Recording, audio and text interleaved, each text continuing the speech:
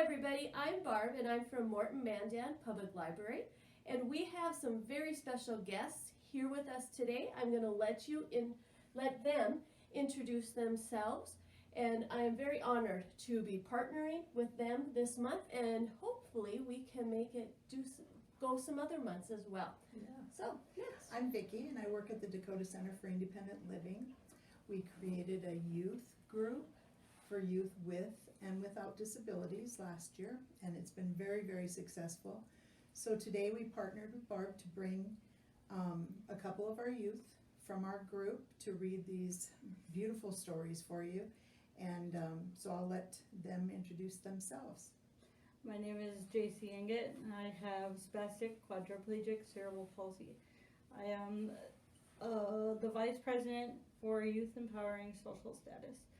This month is not only Disability Awareness Month, but there is a special day that we observe on October 23rd. Hi, I'm John. I'm autistic I'm on the autistic spectrum with a lot of other different features to it, diagnosed that contribute to it, and I'm the secretary for the Youth Empowered Social Status, and today's also this people with disabilities discrimination month, y'all. You know, according to, it's pretty much what it is. According to one of our members at the Youth Empower Social Status. John, isn't it also Disability Employment Month? That's what it is. That's what he was talking about. Okay. So, we are grateful to have everybody here with us, and we look forward to getting your feedback on these wonderful stories that they have shared with us this month. And like I said, hopefully we can even continue doing this every month. I think that would be fabulous. So thank you, everybody, and see you back. Hello, I'm John, and I'm on a board with the Youth Empowered Social Status. I'm a board member, and they invited me to read this book called All My Stripes. It's kind of glazing over autism, simply. Doesn't go deep, but it's kind of gives a short description of autism in general, and it's called All My Stripes. So here we go. 1 in 68 children is diagnosed with autism spectrum disorder. This means that just about everyone knows someone who is autistic. Children with autism often feel different from their peers and don't always understand why. All My Stripes is the story of Zane, a young zebra with autism who fears that his differences make him stand out from other children. With careful guidance from his mother, Zane learns that autism is only one of many qualities that make him special. All My Stripes is an important story because it teaches us that sometimes all it takes is a good look in the mirror to remember that each of us has important and unique gifts to offer the world. All My Stripes is an excellent teaching tool for parents and educators who can help children understand that while their peers with autism may act differently, they still have plenty to offer. Children who read All My Stripes will learn to empathize with Zane and will take important lessons from this story back to their classrooms, making school a more welcoming place for everyone. Zane ran home as fast as he could. Nobody gets me, Mama. Mama hugged Zane. He began to tell her about his bad day. This morning in art class, the teacher started a hoof painting project. I didn't want to get paint on my hooves, so the teacher gave me a paintbrush. All that the other zebras noticed and were making fun of me because they didn't understand why I wouldn't use my hooves. Mama said, I bet that that made you feel different from the rest of the group. Zane replied, it did, but paint is just too weird to touch. During my class, the fire alarm blared loudly while the children in my class were getting in line quietly. I hid under the desk, screaming and covered my ears. The class left without me, and I was scared until the firefighters found me. When the class came back from lunch, everyone was putting their lunch boxes in their cubes. Some classmates were talking about a video game I play at all the time, but I didn't know how to start talking to them. I started talking about all the things I knew about the game, but since I was staring at the floor, nobody knew I was talking to them. When the other kids walked away, I started talking louder. I really wanted them to hear me, but everyone was getting ready for science class. We sat down for science and were learning about the planets. Our teacher gave us each a planet to draw, but I wanted to create my own. When it came time to present, I felt different from the rest of the class again. My teacher loved my planet and said, "Whatever floats your boat." I spent the rest of the afternoon looking for a boat in the classroom. Zane was crying. How come all everyone sees is my autism stripe? Mama carried Zane over to the mirror. When I look at you, I see many different stripes. If one of them were missing, you wouldn't be the same. I see your pilot stripe. When we get lost in the city, you can always remember the way home. Your caring stripe makes you act kindly towards others. When your classmates think it's funny to bully other kids, you come out to rescue. Your honesty stripe lets me always trust your word. When other parents have to worry that their kids aren't telling the truth, I know you always are. My favorite stripe is your curiosity stripe. When all other kids are falling asleep in class, you always want to know more. I love when you come home and tell me everything you learned. Sometimes you ask me questions I don't even know the answer. Mama painted out the rest of Zane's amazing stripes. The more stripes she explained, the better Zane began to feel about himself. By the time she was finished, Zane loved himself again. Zane ran outside, feeling the warmth of the sun. Finally, he felt proud of all his stripes.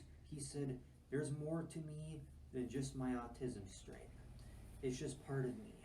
Other parts make the whole me. I love each stripe because without him, I wouldn't be me."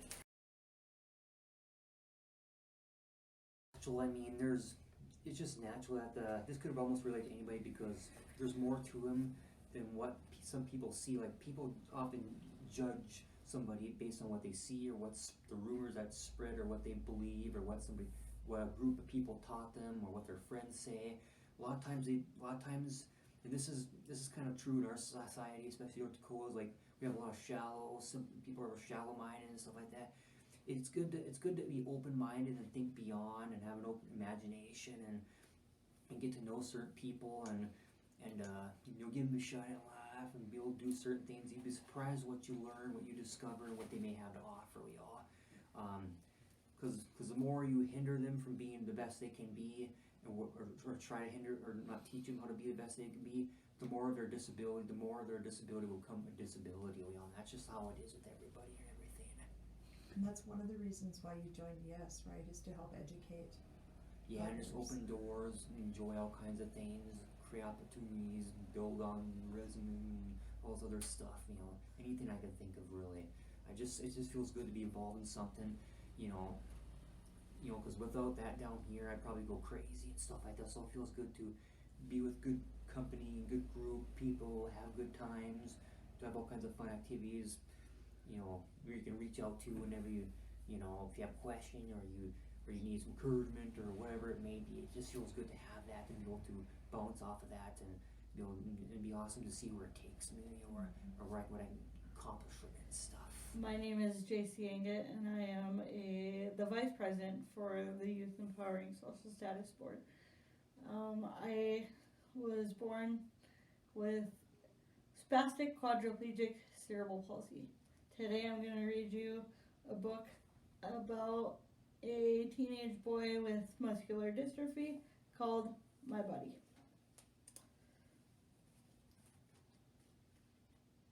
Buddy is my best friend. He never gets mad at me. He never runs off to play with another boy. He always listens when I need someone to talk to. Buddy is a golden retriever. He looks like the sun is always shining on him. When he sees me, his big brown eyes are sweet as a smile. But Buddy is more than my friend. He is my arms and my legs. He helps me do things I can't do by myself, and I can't do a lot of things other kids can. I have a disease that makes my muscles weak. It's called muscular dystrophy. Before Buddy, Mom and Dad had to help me. Mike and other friends helped me too, but friends sometimes get tired of helping, and I wanted to do things on my own. Buddy was my wish come true. We met at a camp where Buddy was trained to help someone like me. As a puppy, he was special, loving, and smart. He was chosen to be a service dog. Buddy was the star Buddy was the star of puppy kindergarten. In 2 years, Buddy had learned 60 commands.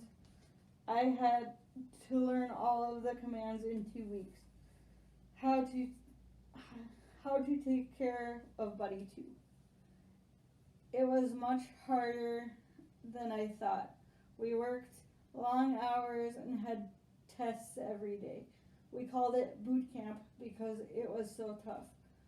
Like training in the Marines. Over and over I practiced giving Buddy commands. It wasn't easy to make Buddy obey me. He acted like a kid who didn't pay attention to his teacher. Many times I'd get angry, sometimes I'd cry, but I never gave up. Even when I wanted to. I wanted Buddy more. To help us bond, to feel that we belonged together. Buddy was leashed to my wrist all day and all night. We had to do everything together. We slept together. We even took showers together. I began to understand Buddy better and myself too. I had to believe that I was a leader before Buddy would believe. After many days, my voice got stronger when I gave commands. One day, Buddy looked at me in the eye and obeyed. He learned to trust me, and I learned to trust him. Then I graduated too, and we were a team. Back home, Mike came over to meet my new friend. Don't pet him or give him snacks, I said. Buddy doesn't eat on the job. I told Mike about the 60 commands, but I just showed him a few. Up light, I commanded, and Buddy turned on the light. Good boy. Tug, I commanded, and Buddy opened our front door. Let me try, Mike said. Buddy only listens to me, I told him. You're lucky, Mike said. We went to the shopping mall. I worried, would Buddy keep his cool in a crowd? Buddy was a pro. He pushed the elevator buttons, fetched baseball cards from a high shelf, kept me company at the barber shop. Buddy's favorite job was at the pet shop. He picked up a bag of doggy treats, gave the lady my $1, and brought me the package with change inside and wagging his tail. On the first day of school, Buddy brought me my clothes. Then he fetched his blue and gold backpack. He was ready for work. Mom zipped up my lunch notebook and pencils in Buddy's pack and clipped it on his back. She gave me a hug. She wanted to give Buddy a hug, but she couldn't because he was working. We rode to school together on our special bus. I wondered if kids would think it was weird to see a boy in a wheelchair with a dog in school. Maybe the teacher wouldn't want a dog in her class. Kids might play with him and he'd bark and act goofy. At first, everyone wanted to pet Buddy. Buddy is a working dog, not a pet, the teacher explained. His sign says don't touch so he can keep his mind focused on his work. Buddy fetched a pencil I had dropped and kids said he was handy. Buddy brought me a book from the library shelf and they said he was smart. In the lunchroom, Buddy retrieved my empty milk carton from the trash can and they laughed and said he was funny. Now the kids are used to the dog in school. When Buddy takes a nap, they step over him. He's just one of the guys. My teacher likes Buddy too. He is the quietest one in the class. After school, Buddy is ready for a run around our yard. On nice days we play ball outside. I can't throw the ball very far, but Buddy doesn't care. He's just happy to play with me. Sometimes Mike calls Buddy, picks up the phone and brings it to me. Come on over and play video games, Mike says. We buzz over to Mike's house. Buddy rings the doorbell. Buddy likes playing t-ball the best. I hit the wiffle ball with a plastic bat and Buddy does the fielding. Whatever we do together. We're a team before Buddy. I didn't like to go places. People stared at me. Now people look at us and ask about my dog Buddy. Buddy is my friend, I tell them. At bedtime, I brush his shiny coat. Soon I'm tired and have to stop. Buddy licks my face. He knows I'm his best friend too. Up switch, I command, and Buddy turns off the light.